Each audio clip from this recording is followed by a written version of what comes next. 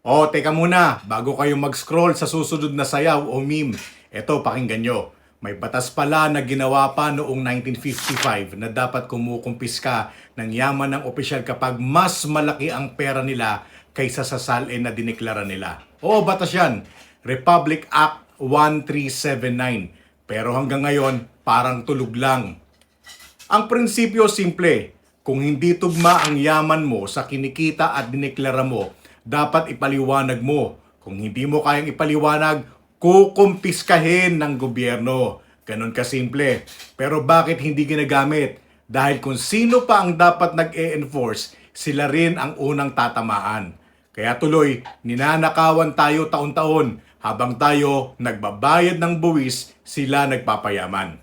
Kaya mga kabalik, ito ang dapat nating ipaglaban. Buhayin natin ang RA 1379 dahil kung gagana ang batas na to, mababawi natin ang mga ninakaw nila. Pero kailangan nating maging matatag. Hindi pwedeng manahimik na lang tayo. Masyado na tayong ginagago ng gobyerno. Puro kasinungalingan, puro pansariling interes. Panahon na para ipaglaban natin ang batas na para sa bayan, hindi para sa bulsa ng iilan.